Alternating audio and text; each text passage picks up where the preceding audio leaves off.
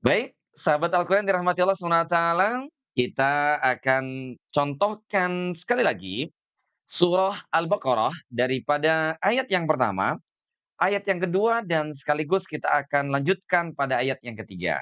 Tolong disimak terlebih dahulu, setelah itu baru kemudian saya akan kupas ya secara tuntas ya, yaitu kaidah-kaidah tajwid termasuk juga makharij dan juga sifat-sifatnya ya daripada ayat yang ketiga surah Al-Baqarah. Baik.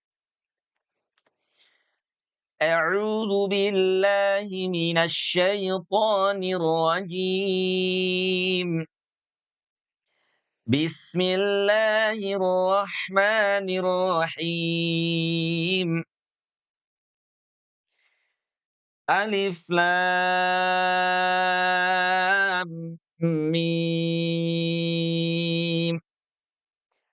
Dzalikal kitabu la raiba fihi hudan lil muttaqin.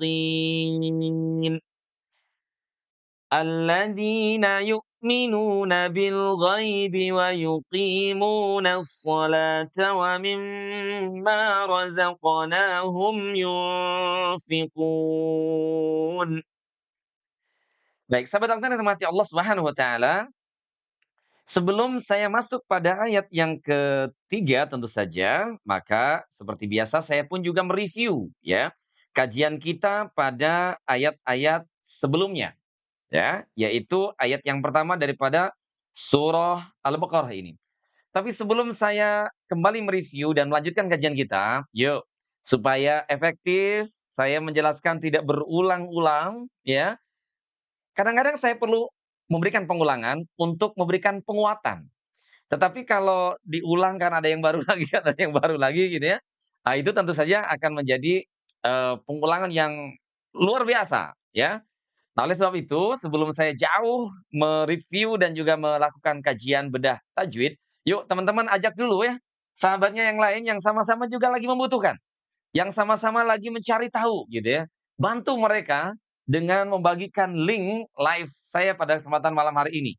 Mudah-mudahan ini menjadi jariah saya, juga menjadi jariah sahabat Al-Quran semuanya. Ya, jadi saya dan kamu kita sama-sama punya mendapatkan jariah dari Allah SWT dengan berbagi ini insya Allah ya. Jadi biar mereka join bersama-sama supaya tidak ketinggalan pada ajaran kita pada kesempatan malam hari ini. Ya, baik. Sambil sahabat Al-Quran ya menekan tombol share-nya supaya mengajak teman-teman kita yang lain belajar bersama, berinteraksi ya melalui kolom chat ya. Selagi nanti kita belum membuka, apa namanya, sesi talaki ya. Sesi talaki karena perangkatnya belum lagi tersedia, belum lagi siap. Sementara sahabat Al-Quran cukup menyimak saja dulu ya. Cukup menyimak, saya akan review sekali lagi. Oke, ayat pertama daripada surah Al-Baqarah, ini adalah huruf muqatta'ah. Saya ulang, di permulaan surat, sebagaimana kita tahu itu ada pembuka-pembukanya. Nah, pembuka-pembuka surah di dalam Al-Quran itu disebut dengan fawatihus suwar. Pembuka-pembuka surah dalam Al-Quran itu disebut dengan fawatihus suwar. Salah satu macamnya fawatihus suwar itu adalah huruf muqatta'ah. Huruf muqatta'ah itu sebagaimana yang kita lihat pada surah Al-Baqarah, ya. Dan menariknya sahabat Al-Quran, di dalam Al-Quran itu ada berapa surah yang diawali dengan huruf-huruf muqatta'ah. Ternyata jumlah surahnya itu sama persis sebanyak jumlah huruf-huruf hijaiyah itu sendiri. Jadi berapa ya kira-kira ya?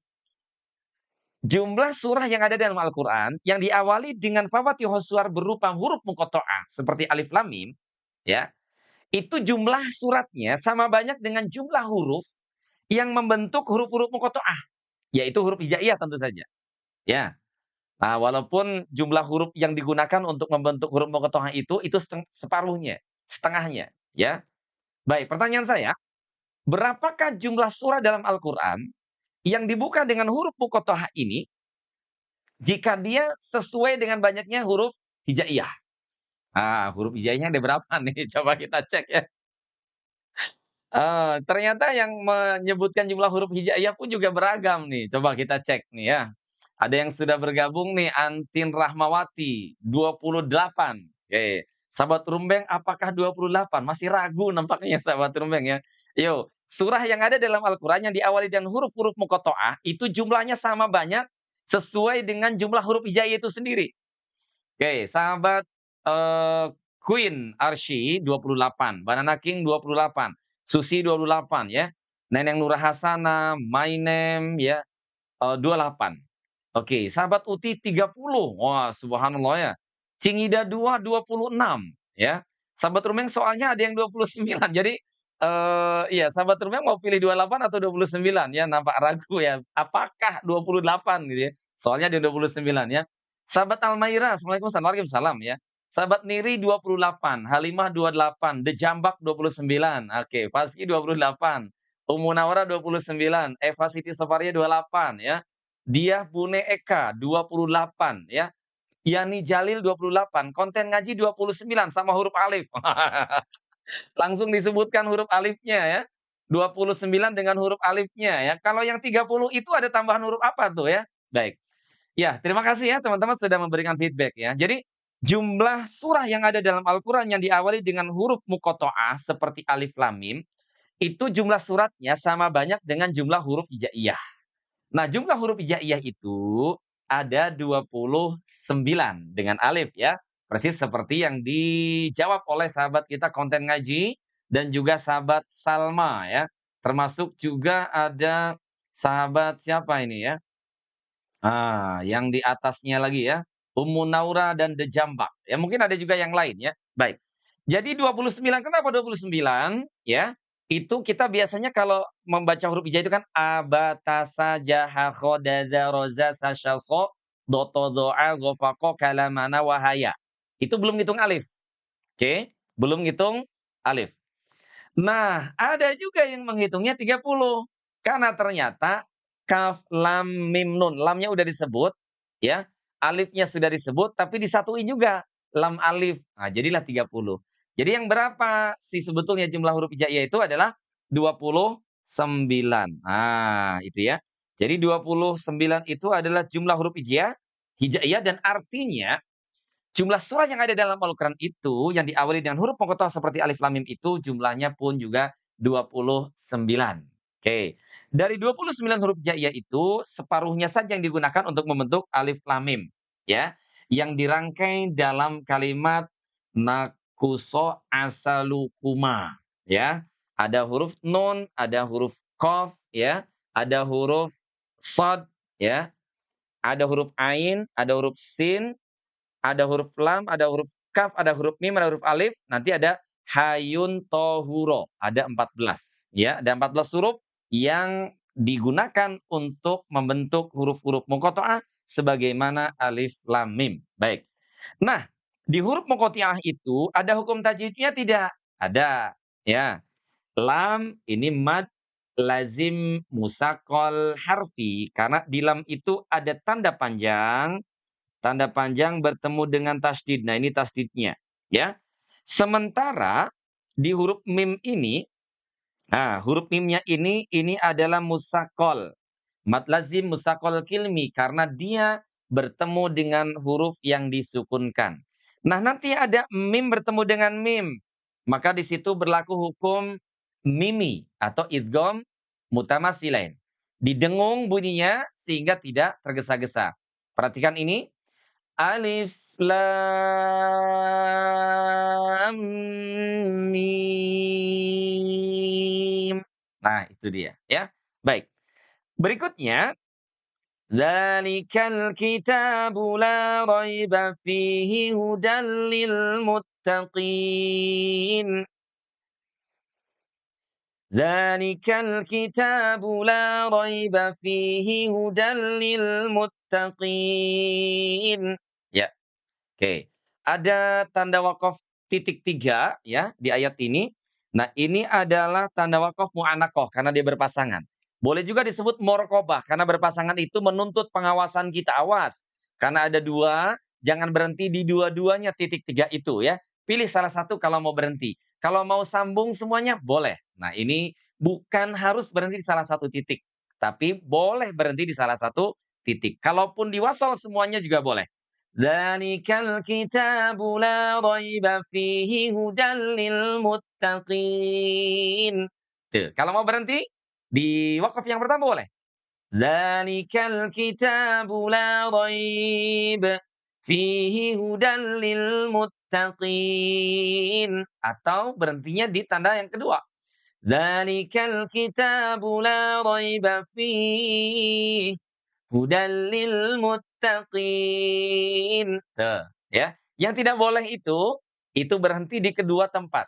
Dzalikal kitabu la raib fihi hudan lil muttaqin. Nah, itu nggak boleh ya. Jadi harus, pilih salah satu kalau memang mau berhenti atau wassalah sekalian, gitu ya. Baik. Nah, teman-teman, sahabat Al-Quran semuanya, di akhir ayat yang kedua, itu ternyata di sini ada tanda lam alif ya. Nah, ada tanda lam alif. Bukankah lam alif itu dia la waqfu alaih, tidak boleh berwakaf di sana? Oke. Tapi kenapa kita berhenti pada kalimat hudal lil muttaqin? Padahal jelas di sini ada tanda wakofnya lam alif, ya. Tanda wakaf itu artinya berhenti. Tanda wakaf artinya adalah tanda berhenti. Ongkoh tanda berhenti, tapi lam alif di sini tidak boleh berhenti. Nah, ini kan agak confuse ya. Ongkoh tanda berhenti, kan wakaf kun artinya berhenti ya. Ongkoh ma tanda berhenti, tapi lam alif itu la waqfu alaih. Tidak ada wakaf di sana atau tidak boleh wakaf di sana. Begitu ya. Nah, maka karena sering kali confuse ya, dalam mushaf Utsmani standar Madinah, itu huruf lam alif sudah tidak lagi digunakan sebagai tanda wakaf. Dia sudah dihilangkan dari keseluruhan juz yang ada dalam Al-Quran. Ya, sekali lagi saya pertegas ya. Karena banyak yang confuse, sementara tanda wakaf itu adalah tanda untuk berhenti, dan lam alif itu larangan untuk berhenti, ini kan kontradiksi, ya kan? Jadi pembaca itu boleh confuse. Ongkoh tanda berhenti, tapi tidak boleh berhenti. Maka lam alif itu bukan tanda wakaf, sehingga dalam standar mushaf Madinah yang terbarukan, ya, terbitan 1441 Hijriah. Sekarang kita berada di tahun berapa nih? 1446 kan. Sebentar lagi dalam beberapa hari ke depan kita akan masuk tahun baru ya, 1447 Hijriah kan. Nah, 1441 Hijriah, percetakan di Madinah, percetakan Al-Quran terbesar di dunia di Madinah itu mengeluarkan standar penulisan yang baru, di antaranya adalah menghilangkan tanda wakaf lam alif. Nah, gitu. Tapi kalau di Quran Indonesia masih ada ya tanda lam alif ini. Nah, pertanyaannya, kalau lam alifnya kita temukan misalnya di tengah ayat, ya, contoh, katakanlah kita menemukan tanda lam alifnya itu, nih kan lam alifnya warnanya hijau ya. Misalnya di kata solata, nah, dalam alif begini nih contohnya nih, ya. Oke, saya naikkan. Nah, ini dia. Misalnya ada kalimat as-solata. Nah, ya, pada kalimat as-solata, gitu. Maka ini bertanda bahwa dia tidak boleh berwakaf di situ ya. Alladzina yu'minuna bil ghaibi wa yuqimunas shalah. Nah, itu tidak boleh itu. Ya, kalau seumpama di sini ada tanda lam alif ya. Jadi harus sambung. Alladzina yu'minuna bil ghaibi wa yuqimunas salata wa mimma razaqnahum yunfiqun. Tapi ini kan baru berandai-andai. Sebagai contoh saja ya. Jadi lam alifnya di sini tidak ada. Ya, nah, ini berandai-andai saja. Nah, pertanyaannya sekarang, bagaimana kalau lam alifnya itu, ya, itu ada di akhir ayat, sebagaimana di kalimat lil muttaqina, ya, lil muttaqina. Nah, kadang-kadang sahabat Al-Quran, tanda wakaf itu tidak selalu terkait dengan ya jeda atau melanjutkan bacaan ketika kita bertilawah. Tapi bisa juga dia sebagai sarana informasi bahwa antara kalimat atau ayat yang kedua surah Al-Baqarah itu, "Dzalikal kitabu la raiba fihi hudal lil muttaqin", ya, itu dia masih memiliki keterkaitan makna dengan ayat setelahnya, ya. Jadi lam alifnya ini sebagai tanda bahwa ayat kedua itu masih sangat erat keterkaitan maknanya dengan ayat yang setelahnya. Dalam hal ini adalah ayat yang ketiga, ya. Dan ternyata kalau kita lihat terjemahnya saja sahabat Al-Qur'an, ya, itu di ayat ketiga itu menjadi penjelas daripada kalimat al-muttaqin pada penutup ayat yang kedua. Hudal lil muttaqin menjadi petunjuk bagi orang yang bertakwa. Siapakah orang yang bertakwa itu? Alladzina yu'minuna bil ghaibi. Nah, kalau dalam bahasa Arab ini disebut dengan isim mausul. Isim mausul itu adalah kata benda sebagai penghubung, ya. Maka karena dia adalah penghubung berarti masih memiliki hubungan yang kuat dengan kalimat atau ayat sebelumnya. Nah, gitu. Sebagai tanda bahwa dia itu memiliki keterkaitan yang sangat kuat dengan ayat sebelumnya atau dengan ayat sesudahnya, maka di situ ditandai dengan tanda lam alif ya. Jadi mudah-mudahan cukup jelas, jangan lagi ada yang bertanya ya, kenapa di situ berhenti bacanya? Ya. Dzalikal kitabu la raiba fihi hudan lil muttaqin. Bukankah di situ ada lam alif, kenapa berhenti? Katanya gitu ya. Nah, karena lam alif itu tidak selalu ya sebagai tanda wakaf, tapi dia sebagai informasi bahwa ayat kedua itu akan dijelaskan lagi, masih memiliki keterkaitan yang sangat kuat itu dengan ayat setelahnya ya, yaitu ayat yang ketiga. Baik. Nah, sementara kalau di akhir ayat, ya, itu memang ada keterangannya, ya. Dalam hadis disebutkan bahwa Rasulullah Shallallahu Alaihi Wasallam, ya, ketika membaca Al-Quran itu senantiasa berwakaf pada akhir ayatnya. Nah, gitu. Jadi walaupun nafas kita memadai, ya, nafasnya panjang, gitu kan ya. Kemudian ayatnya pendek-pendek, ya, atau ada juga yang panjang tapi kita masih kuat, gitu kan. Bismillahirrahmanirrahim. Alhamdulillahi rabbil alamin. Arrahmanir rahim. Maliki yaumiddin. Iyyaka na'budu wa iyyaka nasta'in. Allahu akbar. Itu, boleh saja, tapi tentu yang disukai adalah cara membaca Al-Qur'an yang dicontohkan oleh baginda kita yang mulia Nabiullah Muhammad sallallahu alaihi wa alihi wasallam, ya. Jadi dalam hadis Ummu Salamah itu disebutkan Rasulullah senantiasa berwakaf pada setiap akhir ayat. Nah, gitu ya. Jadi, "Dzalikal kitabu la raiba fihi hudal lil muttaqin." Lebih disukai itu, berhenti di situ ya. Berbanding kalau kemudian harus diwasolkan dengan ayat setelahnya ya. Baik, maka nanti sahabat Al-Qur'an, di ayat yang ketiga pun juga demikian. Nah, ini dia ya. Sama, ya, di ayat yang ketiga pun juga demikian ya.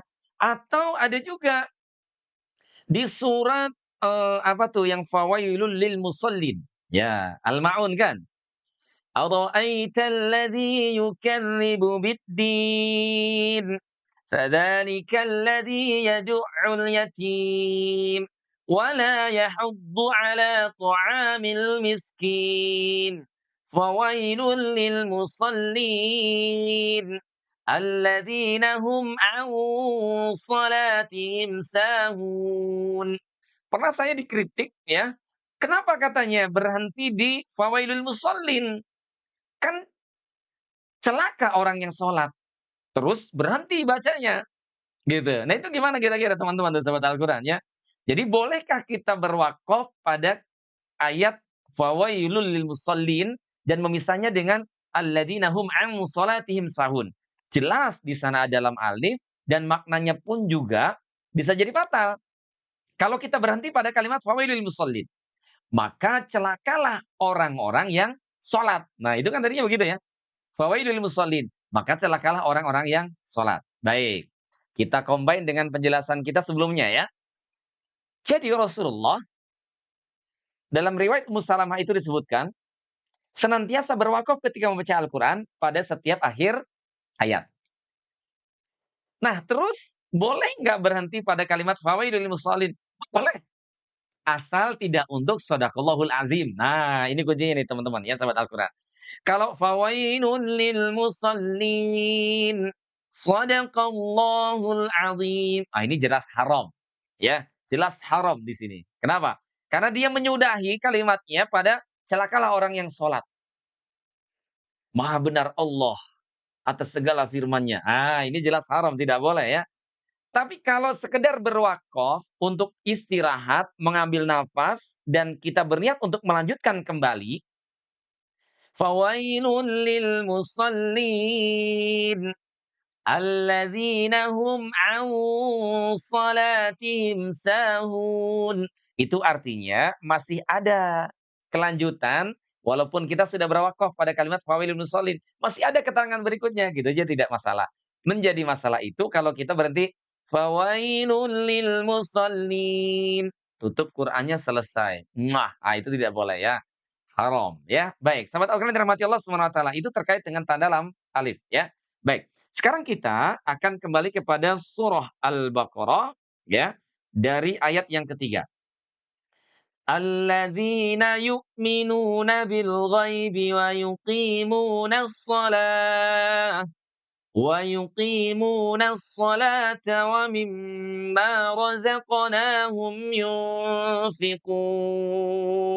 Nah, oke. Sekarang saya akan menjelaskan satu persatu ya, bagaimana hukum-hukum tajwidnya, kaidah-kaidah cara membacanya, termasuk kesalahan-kesalahan yang harus kita hindari daripada ayat yang ketiga surah Al-Baqarah ini. Tapi biar tidak ada yang ketinggalan dan bukan cuma kamu yang mengerti, jangan lupa share-share dulu ya. Baik, biar teman-teman juga ikut belajar bersama dengan kita ya. Kalau kemarin-kemarin ada Oma Yuli, ayo di tap tap tap tap gitu ya. Biar algoritmanya naik supaya mudah terlihat, mudah terbaca oleh sahabat-sahabat Al-Qur'an kita yang lain. Baik. Sahabat yang dirahmati Allah Subhanahu wa taala, alladzina yu'minuna bil ghaibi. Ya. Kita mulai di sini dengan hamzah wasal. Ah, ada yang bertanya, untuk mengetahui hamzah wasal di Quran Indonesia itu bagaimana caranya gitu ya. Saya kasih rumus, perlu belajar nahwu shorof. Ada yang ampun-ampunan nih kolom komentar, "Aduh ampun Ustaz kalau belajar nahwu shorof," katanya ya. Baik, itu kalau yang ampun-ampunan itu karena belum ketemu dengan guru dan metode yang tepat. Ah, gitu ya. Tapi kalau ketemu dengan guru dan metode yang tepat, insya Allah belajar bahasa Arab itu juga mudah. Kan gini teman-teman, rumusnya, logikanya gini, perhatikan dengan baik. Inna anzalnahu Qur'anan Arabiyyan la'allakum ta'qilun. Sesungguhnya kami menurunkan Al-Quran ini dalam bahasa Arab agar kamu berpikir, agar kamu berakal, atau agar kamu memahami. Al-Quran turun dalam bahasa Arab. Siapa yang declare itu? Allah Subhanahu wa taala. Sementara Allah pun juga declare, "Walaqad yassarnal Qur'ana lidzikri fahal mim mudzakir." Sungguh kami telah mudahkan Al-Qur'an untuk peringatan, untuk pelajaran. Jadi, Al-Qur'an itu sudah dijamin oleh Allah mudah dipelajari. Maka bahasa yang digunakan sebagai media ya komunikasi dalam Al-Qur'an itu pun juga menjadi bagian dari yang dijamin oleh Allah mudah untuk dipelajari. Nah, gitu. Logikanya sederhana ya. Logikanya sederhana ya, gitu. Jadi ketika Allah berjanji bahwa Al-Quran itu mudah dipelajari, dan oleh karena Al-Quran itu turun dalam bahasa Arab, maka bahasa Arab pun juga harusnya mudah dipelajari. Jadi kalau ada yang belajar bahasa Arab dan belum mudah, itu bukan bahasa Arabnya yang tidak mudah. Bukan Al-Qur'annya yang tidak mudah. Tapi mungkin ada masalah dengan hatimu. Astagfirullahaladzim, astagfirullahaladzim ya. Baik, jadi belajar Al-Quran itu tentu perlu dengan hati. Maka kita bersihkan dengan istighfar, dengan taubat kepada Allah Subhanahu wa taala, dengan menghadirkan sikap sabar dan juga tawakal kepada Allah Subhanahu wa taala, penuh kepasrahan. Ah, gitu ya. Biar Allah yang mengajarkan Al-Quran kepada kita.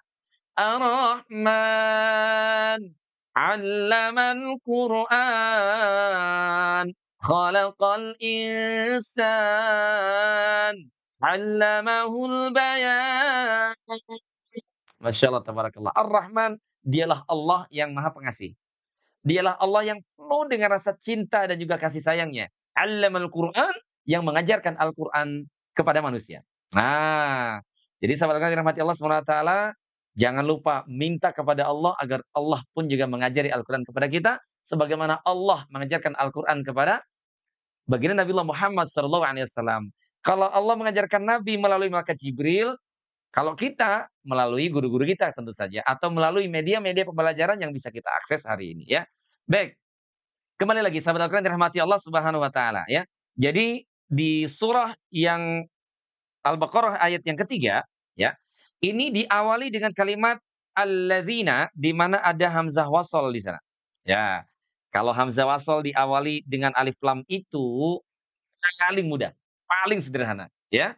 Karena dia cukup dibaca dengan harokat fathah. Nah, dibacanya a. Alladzina, alladzina. Oke. Apakah perlu saya membahas kaidah tentang hamzah wasol? Ya, saya sudah membuat VT-nya loh, ya. Kalau ada yang masih merasa perlu untuk menjelaskan tentang hamzah wasol, boleh dituliskan di kolom komen ya. Nanti di sesi akhir saya akan membacakan kolom-kolom komen dan kalau ada yang merasa perlu untuk membahas tentang hamzah wasol secara detail lagi, insya Allah saya akan bahas ya. Tapi kalau yang perlu menyimak melalui VT agar bisa diulang-ulang, silakan bisa scroll-scroll di akun saya ya. Baik, alladzina. Jadi itu yang pertama ya. Diawali dengan hamzah wasol, bunyinya a, karena dia berada dalam, apa namanya, komposisi alif lam. Nah, kemudian yang kedua, alif lamnya ini kan bertanda tasydid.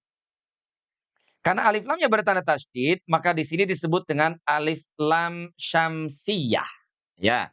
Alif lam syamsiyah. Syamsiyah itu seperti matahari. Jadi tanda tasydid ini kan seperti matahari ini. Kok bisa tanda tasbih seperti matahari? Bisa, ya. Karena dulu waktu kita diminta oleh guru-guru kita, ya, untuk menggambar pemandangan, coba masih ingat nggak ya? Kalau kita disuruh menggambar pemandangan sama guru-guru kita dulu ya. Halo, subhanallah ya. Baik.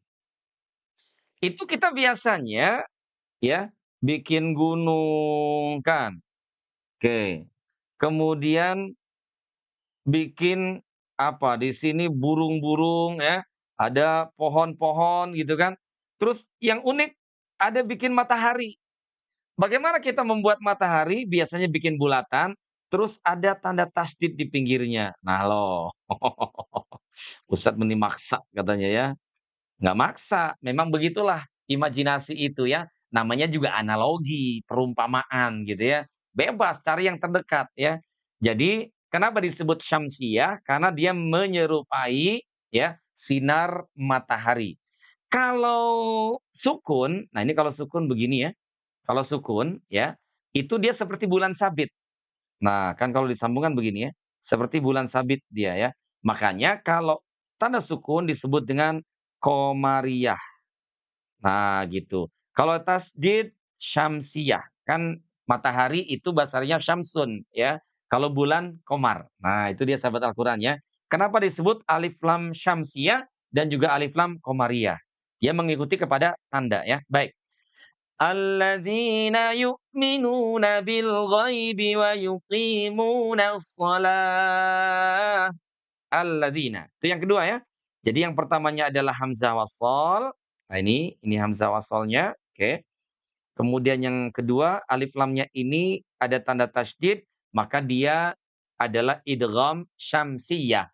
Alla, alla ya. Baik, alladzina. Nah, huruf dzal. Oke, saya ingatkan lagi huruf dzal. Bagaimana pengucapannya? Yo, bukan allazina.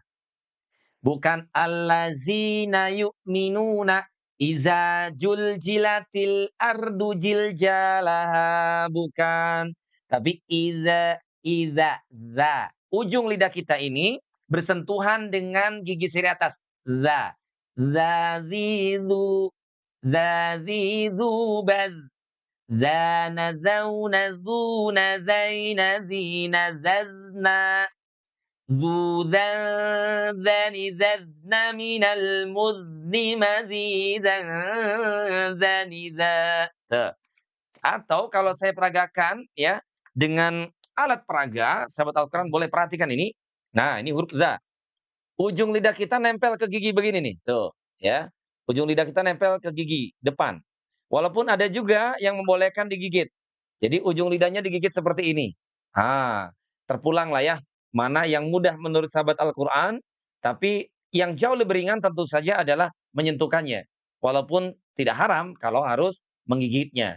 Ya, mung kade ulah tarik ting, bilih nyeri. Alladzina, tidak diangkat bagian pangkal lidahnya dan permukaan lidahnya sehingga terdengar menebal seperti huruf wo. Tidak alladzina, tapi ringan saja hanya ujung lidah yang menukik ke bawah. Maaf, kok ke bawah? Ke atas ini ya. Alladzina, tidak li, tidak ikut terangkat permukaan lidah dan juga pangkal lidahnya. Alladzina. Oke ya, baik. Alladzina yu'minuna bil ghaibi wa yuqimunas shalah. Oke. Sahabat Al-Quran dirahmati Allah Subhanahu wa taala, itu huruf dzal. Jadi dari mana tadi makhrajnya? Ujung lidah kita disentuhkan dengan gigi seri atas, ya. Baik. Nah, dzina, alladzina jangan terlalu panjang, 2 harokat saja. Alladzina. Ingat yang 2 harokat dengan cara menggerakkan jari-jari kita, ya, menunjukkan alifnya dengan cara membuka dan menutupnya kembali. Alladzina, tuh. Alladzina, kan. Alladzina yu'minuna bil ghaibi wa yuqimunas shalah. Jadi di-nya 2 harokat saja, ya. Baik. Berikutnya, di sini ada kalimat yu'minuna. Nah, yu'minuna pertama yang sering kali harus kita hindari itu adalah ketidaksempurnaan di dalam membaca huruf ya, ya yang berharokat domah, ya. Banyak yang membacanya jadi kayak orang yang dihem-hem. Allah, you know dihem-hem? Dihem-hem itu dalam bahasa Indonesia apa ya, kayak nggak niat gitu kalau ngomongnya gitu. Jadi harusnya kan you, kalau doma itu kan domus syafataini doman mukaman. Dibuka mulutnya itu dengan bukan yang sempurna. You. Ah. Ya you. Ah gitu, jangan you. Alladzina yu'minuna, tidak minu tapi minu. Alladzina yu'minuna. Tuh. Yu'minuna. Jadi domus syafataini doman muhkaman. Kalau domah, mudah monyongin aja, nggak usah takut jelek. Karena di sini mah monyongnya itu monyong syar'i. Ya, jadi jangan jangan, "Ih, meni malu," katanya yuk, enggak, memang sudah seharusnya ya. Kalau fathah, jadi buka mulutnya, a gitu kan. Fathul fami fathan taman, dibuka mulutnya secara sempurna. A, ba, ta, sa. Nah, gitu ya. Baik. Nah, yuk minuna. Oke, kita kembali lagi kepada kalimat yuk minuna, ya. Huruf hamzah, sahabat Al-Quran, itu punya sifat syiddah. Ya, apa itu syiddah? Yaitu jeda suara sesaat. JS. Apa itu syiddah? Jeda suara sesaat. Jadi ini sifat yang cukup efektif membedakan pengucapan huruf hamzah dengan huruf ain. Kalau ain itu kebalikan dari syiddah. Dia punya sifat mengalir, tapi tidak sepenuhnya mengalir, tengah-tengah dia. Makanya dia punya sifat tawasud namanya ya. Kalau ain tuh begini, sahabat Al-Quran. Yu'jizuna, yu'jizuna. Tapi kalau huruf hamzah dijeda aja. Alladzina yu'minuna, yu'minuna. Jangan ada suara tambahan. Ya, tidak yu gitu kayak orang lagi ngapain gitu ya. Tidak ada suara tambahan gitu ya, tapi alladzina ditekan dia ya, syiddah itu ada penekanan pada makhrajnya, yaitu di pangkal tenggorokan. Alladzina yu'minuna, tuh. Yu'minuna, nah, itu punya karakter syiddah namanya ya. Baik. Sahabat Al-Quran, jadi syiddah ini ya satu karakter yang cukup efektif kalau kita tegakkan sifat ini bisa membedakan dengan bunyi huruf ain. Kalau ain kan dia semi mengalir ya. Kenapa saya katakan semi mengalir? Karena dia tawasud, bainiyah ya. Jadi yu'jizuna ya. Yauma yuda'una ila nari jahannam da'a. Da'a. Nah, gitu ya. Tidak juga da'a, enggak begitu juga. Karena dia tawasud tuh, bainiyah ya, tengah-tengah. Ya, baik. Alladzina yu'minuna. Oke, ada yang bertanya juga kepada saya ya melalui kolom komen di VT itu ya, belum menemukan perbedaan hamzah dengan ain. Nah, ini salah satunya ya. Baik. Oke, yu'minuna. Sahabat Al-Qur'an, nu-nya tadi sama panjang seperti allazina ya. Jadi 2 harokat. Alladzina yu'minuna. Oke. Yu'minuna kalau dalam riwayat yang lain itu ada yang diibdal. Jadi huruf hamzahnya ini diganti dengan mad. Ada yang bacanya begini, alladzina yu'minuna, tidak yu'minun tapi yu'minuna. Tapi ini dalam konteks riwayat yang berbeda, dalam qiraah yang lain. Kalau qiraah kita, qiraah Imam Asim, ya riwayatnya Imam Hafiz, maka kita sering mengatakan riwayat Imam Hafiz an Asim. Ya, itu tetap mempertahankan hamzah. Kalau yang menjadi diibdal dengan mad ya, bunyinya begini.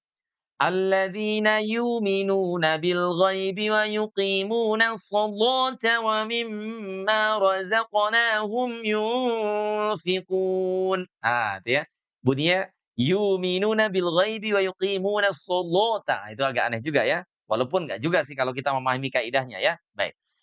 Oke, teman-teman sahabat Al-Qur'an yang dirahmati Allah Subhanahu wa taala, yu'minuna. Sudah kita baca sesuai dengan apa yang kita lihat di sini ya. Jadi hamzanya disukunkan dan dibaca dengan jeda ya, dengan JS yaitu sifat syiddah. Bil ghaibi. Oke, sekarang kita lanjut pada kalimat bil ghaibi ya. Bil ghaibi. Bil ghaibi. Huruf lamnya ini ada alif lam qamariyah dan lam itu punya sifat tawasud. Sama halnya seperti huruf ain. Bil, bil.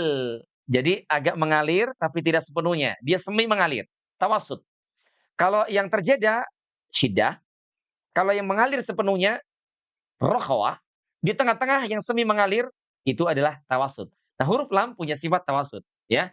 Bil, bil. Tapi tidak bil, bil, ghaibi. Memang berat juga, susah ya. Makanya dia sedikit terputus karena suara kita tertahan oleh posisi ujung lidah kita yang menempel ke langit-langit. Bilgha, bilgha. Oke. Kalau saja tidak tertahan, itu suaranya pasti akan terus mengalir ya. Nah, contoh bil, tapi susah.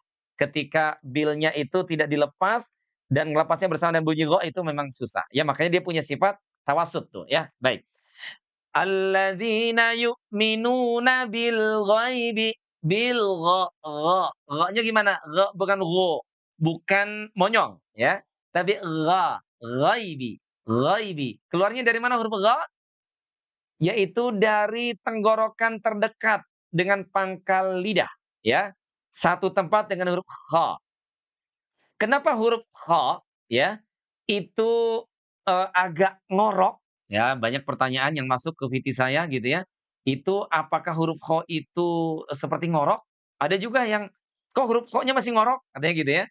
Baik, itu sebetulnya normal saja, walaupun tidak persis seperti orang ngorok dan orang ngorok juga kan beda-beda ya bunyinya.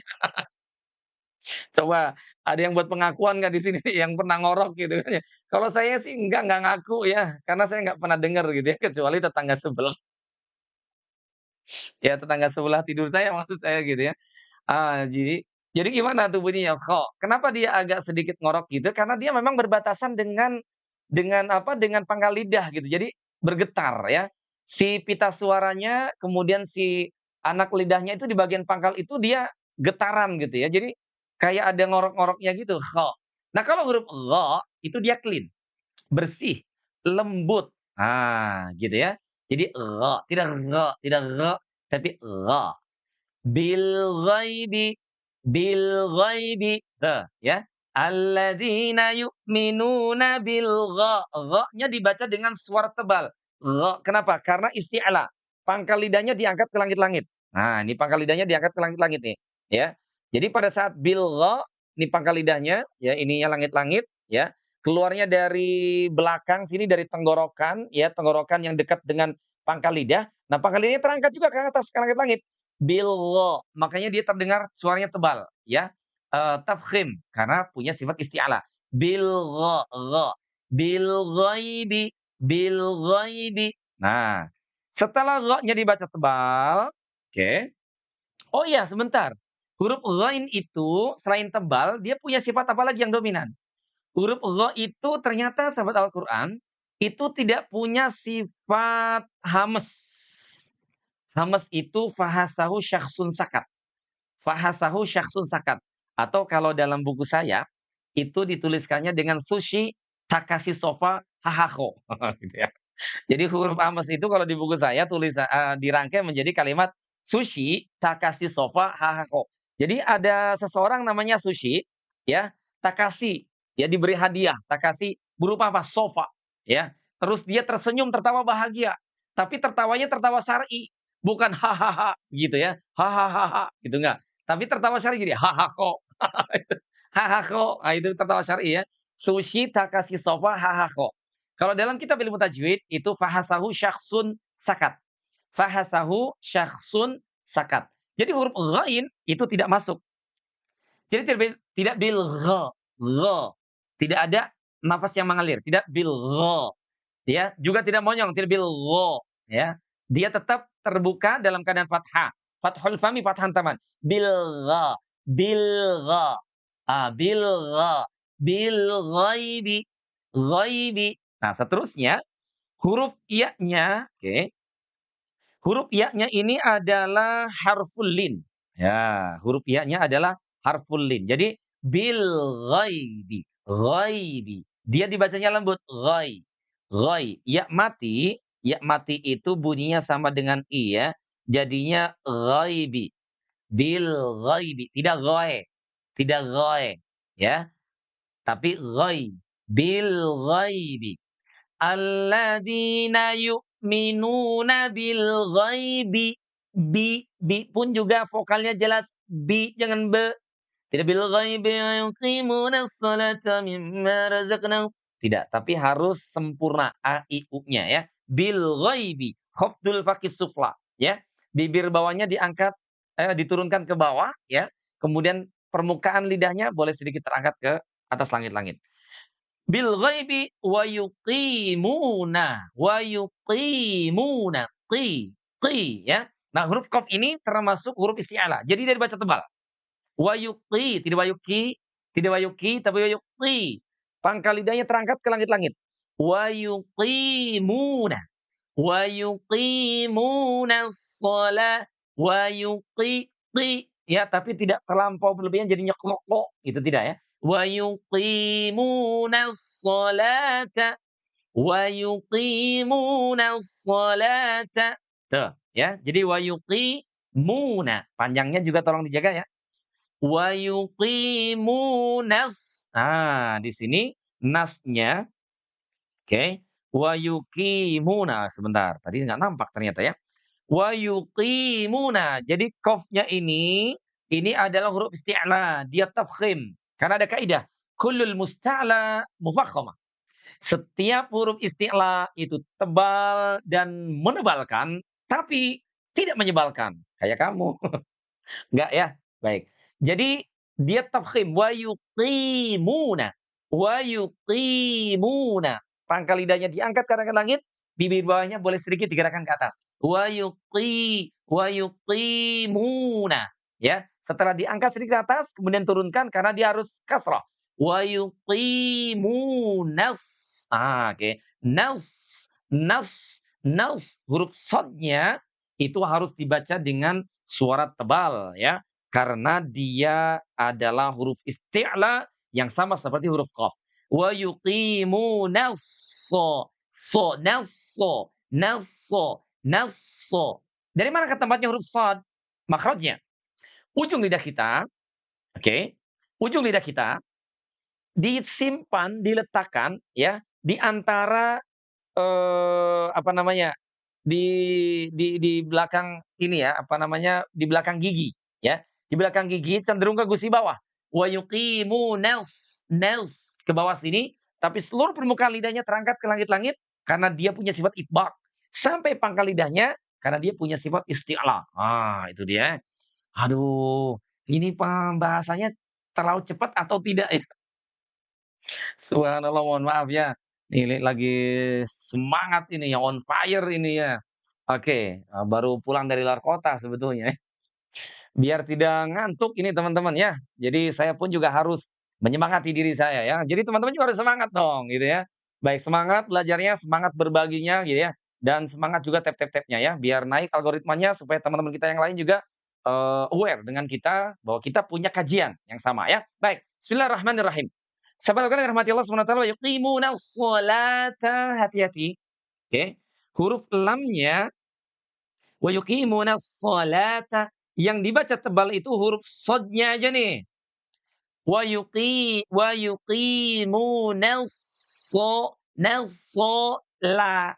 Jangan nasolo tapi nasola, lamnya tipis. Nasolata, walaupun ada juga tadi saya contohkan ya, dalam riwayat Imam Warsh An-Nafi' ya, itu dia huruf lamnya ini terpengaruh oleh huruf sod ya. Karena huruf sodnya adalah huruf isti'la, maka dia ikut menebalkan huruf setelahnya. Maka huruf lamnya ada juga yang dibaca jadi tebal.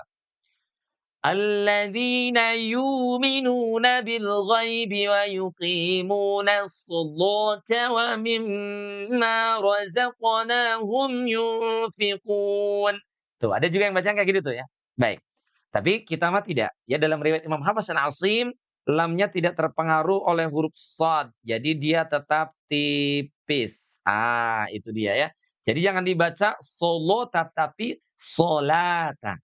Wa yuqimuna sholata. Ya, baik. Berikutnya sahabat Al-Qur'an ada kata wa mimma. Nah, wa mimma, berapa panjangnya wa mimma?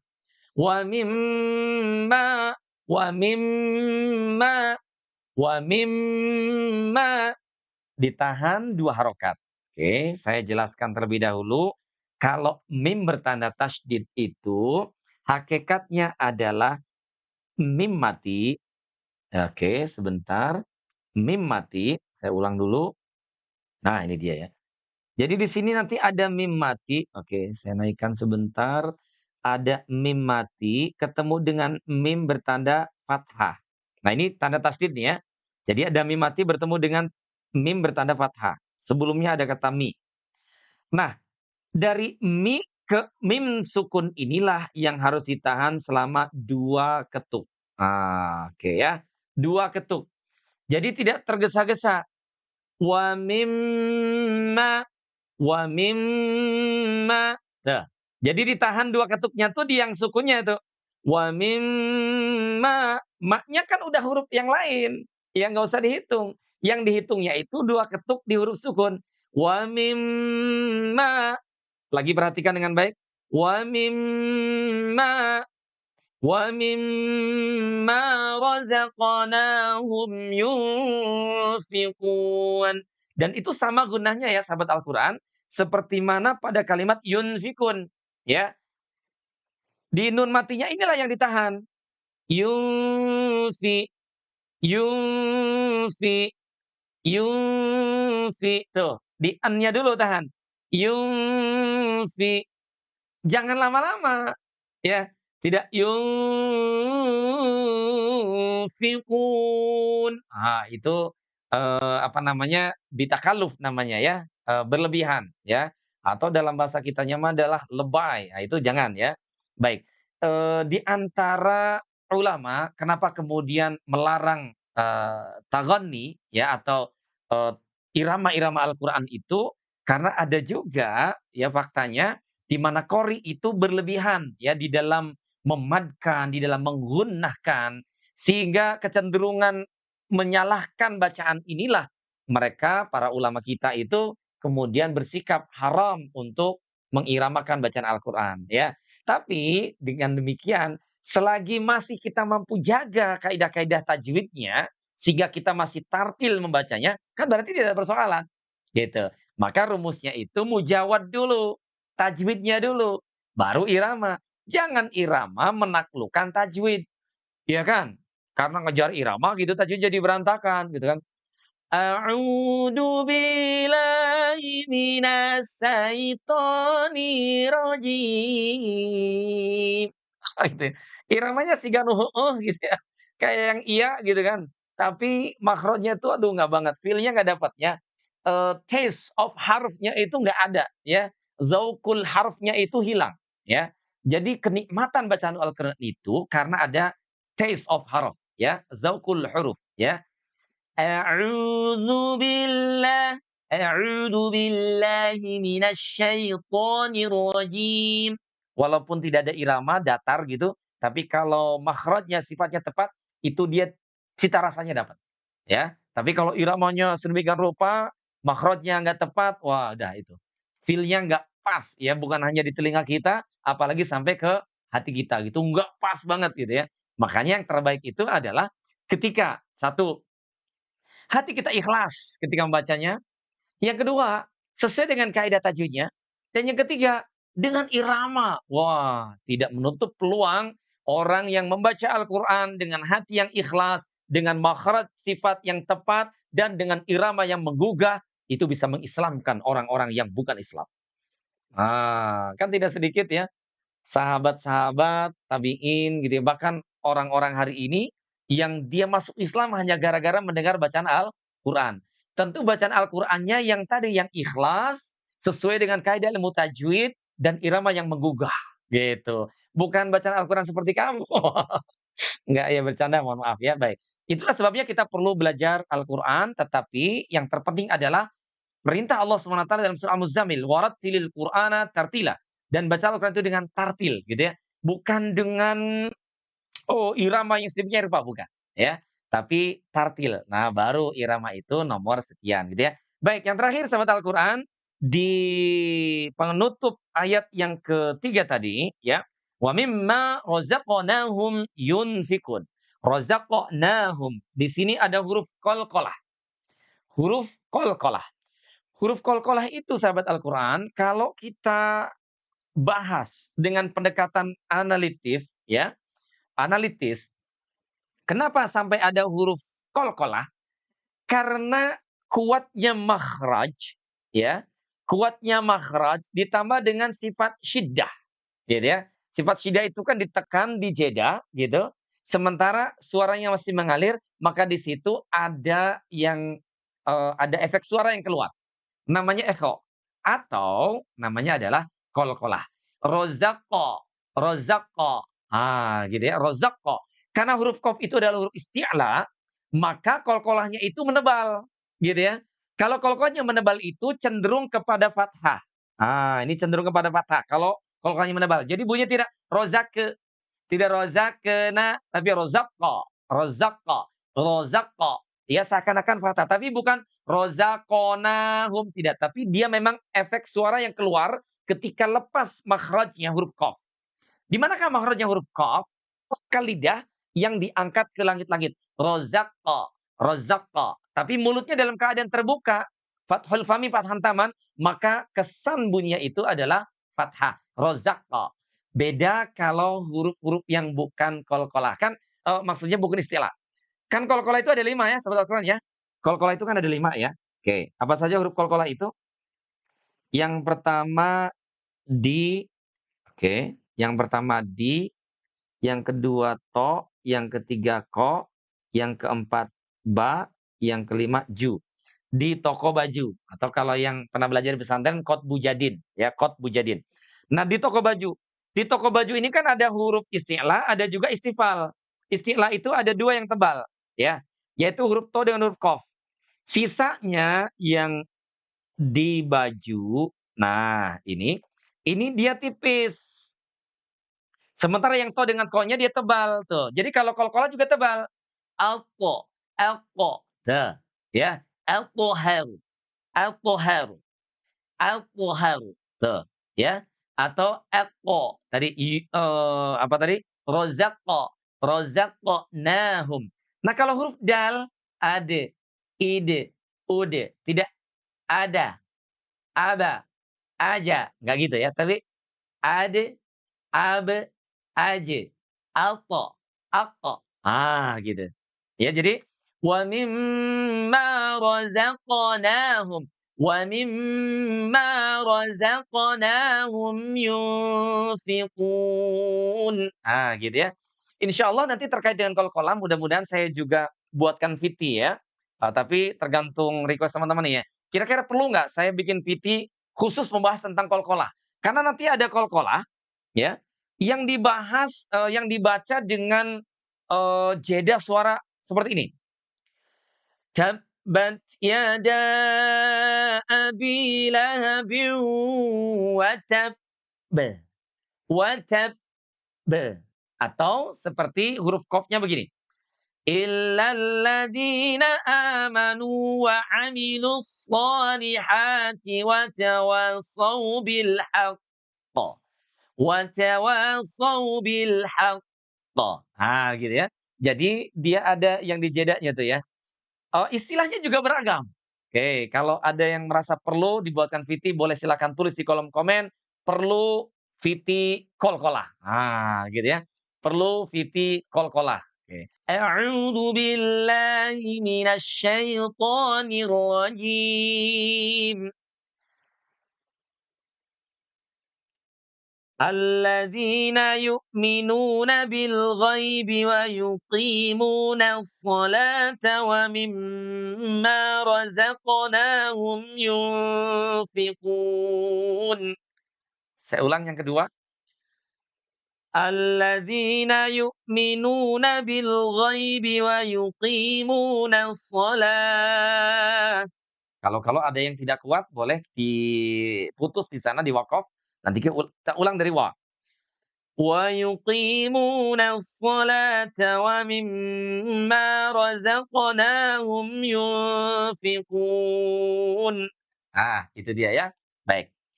Boleh berhenti, bukan harus berhenti. Boleh berhenti di salah satu titik. Kalau mau berwakaf, ya, hanya diperkenankan di salah satu titik saja, ya. Jangan di kedua-duanya. Nah, itu dia ya. Baik.